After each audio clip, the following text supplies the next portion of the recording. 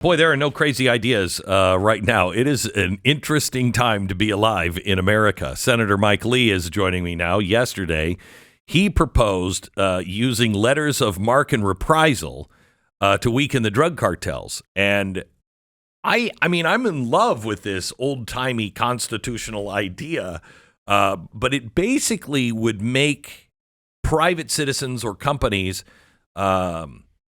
it'd give them permission to be kind of like pirates, where they could just go and just bust them up and take all of their booty, as long as they share it with the United States. It would be great. It would be cheaper, and we wouldn't have to put our military in harm's way. Mike Lee joins me now. Mike, explain the letters of marque and reprisal. A letter of marque and reprisal amounts to a government-issued commission of sorts, authorizing private citizens, known as privateers, to perform acts that would otherwise be considered piracy, like attacking enemy ships during wartime. And privateers are typically rewarded with a cut of whatever loot they bring home. If they're able to make it back to the United States and bring home assets that can be sold, liquidated, reduced to an economic value, then the government sets up what's called a prize court, which decides who gets what. And typically the government keeps half of it and then has a system for giving the privateers involved in it each their fair share of the other 50%. So these guys, let's say Eric Prince, for centuries. Eric Prince loves this idea. He was like, I'm all in.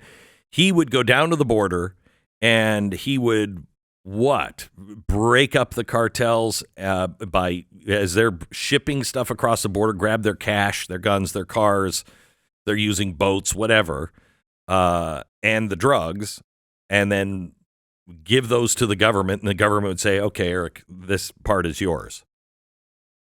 Yeah. Now, to be clear, when you say the border, we're talking outside the United States. I don't think this works for things found in the United States, but if outside the United States they recover assets, typically what we'd be looking at are assets that could be liquidated by the government: gold, silver, cash, equipment.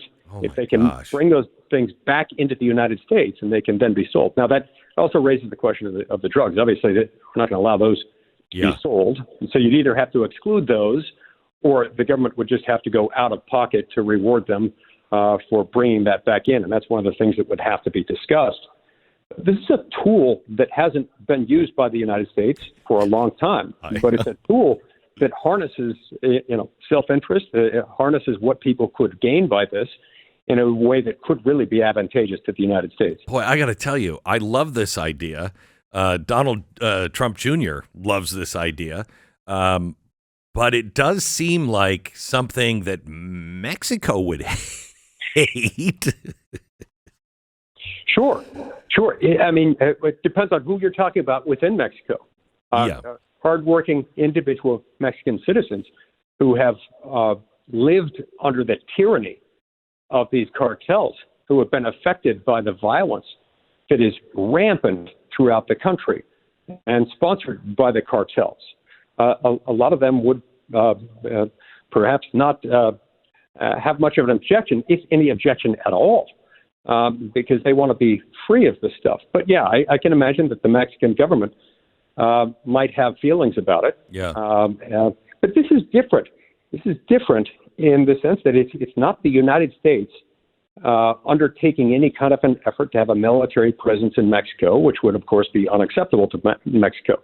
This is about private citizens going out and trying to seize assets of these terror organizations, of this international criminal enterprise, bring it back to the United States with the understanding that they'll be entitled to a cut of about half of it once they get back.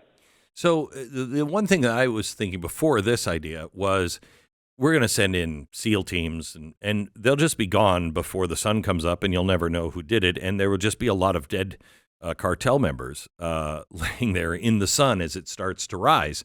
And, Mexico will hate that. But as long as we're gone in the morning, I mean, we've deemed them a terrorist organization. Don't we have the right to do that?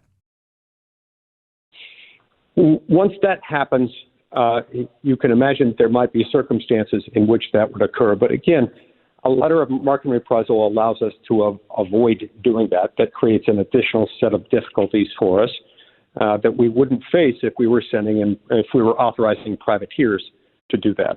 These are matters of degree, of course, but it would be foolish of us to assume that our only option involves sending in the Marines, so to speak. U.S. boots on the ground has a very different feel than privateers going in and doing something on their own. And it's one of the reasons why I felt it important enough. I put out a thread on X yesterday through my @base Mike Lee account, in which I explained a brief history of letters and marque and reprisal, how they function, and that they ought to be considered here. So, I mean, I really like it, and I like the fact, I mean, I'm for anything constitutional. Anything extra constitutional, I'm against. But this is literally in the Constitution that you can do this. But it seems old-timey. You know, does anybody do this anymore?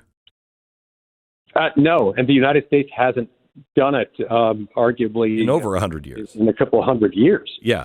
So, but the focus of this would be something that I think may well be perfectly suited for our time and for this situation, where you focus on disrupting supply lines, capturing high-valued targets, or seizing assets like boats, vehicles, cash, gold, equipment used in criminal activities. Because we all know, private entities and individuals can operate with a degree of agility that you can't replicate in government, right? Allowing them to adapt quite quickly to the tactics of the cartels and to match those. But what would other countries say? I mean, is anybody using this kind of stuff anymore? I mean, it used to happen when there were pirates, with the black flag with the bones on it. Does anybody use anything like this anymore? What would they say if we started? I don't really care, but what would they say? Not aware of any country using them right now, and I'm sure there are countries that would say, "Oh, this violates this or that principle of international law, either of some treaty that we haven't ratified, or of what they refer to as customary international law," which is a fancy way of saying people don't do this anymore, and so therefore it violates international law. But all of that is beside the point if it is within our authority to do this, and if we haven't forsworn the authority through some treaty that we've ratified, which I'm quite certain we have not.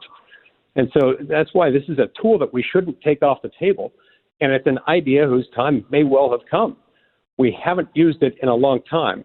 But whereas here we've got a different type of adversary than we sometimes face in the past. This is not the government of Mexico, but these are criminal organizations within Mexico that have an international footprint that affect the United States and that have taken actions that are hostile to the interests of the United States and her citizens.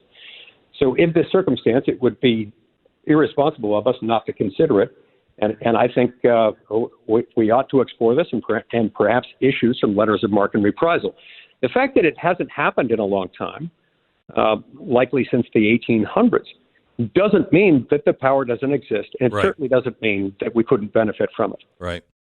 Mike, I love this idea. I hope it gains some traction, just because it will make Mexico. I was talking to my wife the other night about this, and I said, she said, "What would Mexico say?" And I said, just like you said, the people of Mexico will love this because they're tired of this. You'd know pretty quickly who's under the thumb of the cartels and who's not. Just like we would with our government. If somebody was coming in and saying, "Hey, you've got terrorist organizations and we're going to take them out," if we knew them to be terrorist organizations, I think, we might say, "Well, come on now, we can take care of that." But if they could do it for us, I'm all for that. I'd be all for that. The people who would be against it are the ones that are really under the thumb of the cartels. And the people of Mexico should know who those people are, as if they don't already know. Mike, one last thing. How do you think RFK is going to fare in the Senate? Look, he faces a tough fight. Democrats are institutionally inclined to oppose anyone who was once part of their party. Right. and has now moved in the other direction. Particularly someone with as prominent a name as RFK Jr. has, and particularly someone who has shown a degree of contempt for the deep state, for the administrative state, for things that have gone wrong. And so we're going to have to rely on, my hope is that we can pick up some Democratic votes. You're for him? We have to assume that we won't be able to, and that we need to be ready to produce enough Republicans to make sure that he gets through, just as we did with Pete Hegseth. I think it will be a tight vote there. I do think he'll get through, but it's by no means certain, and that's why we've got to line up behind him to support him. And you're for him? Oh, 100%. Had a great meeting with him the other day, and I think he brings to the table an innovative approach with a fresh set of eyes that can see that we've created a lot of problems through our own government. The very department that he's been asked to head as the Secretary of Health and Human Services has been a big part of the problem. He recognizes that. That's exactly why we need him in there. And our other nominees, is Kash Patel going to get through? Yeah. Okay. So similarly to what we face with RFK, with Kash Patel, and also with Tulsi Gabbard, we're going to have to confront both of those with the expectation that we may not get a single Democratic vote. And so that's why Republicans are so important. Remember, it's unusual for an incoming president to not have his top-level picks supported by pretty much every member of the president's own party in confirmation votes. And we've got to remember that. And so a lot of the same people who are on the list of those who might oppose them are people who time and time again voted to confirm Democratic nominees named by President Biden. I hope they will give Republican nominees nominated by President Trump at least the same degree of deference that they gave to those nominated by President Biden. Often, by the way, with the justification that he is the elected president. We can't run the world as if our guy were president. Well, if that's the case, it should be the case here.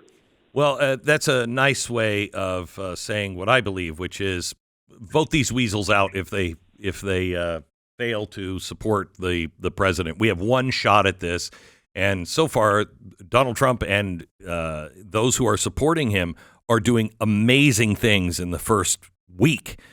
Things that I never thought I would see, and I for one am excited about it. Mike, thank you very much. Appreciate it. Thank you so much. Great to be with you, Senator Mike Lee.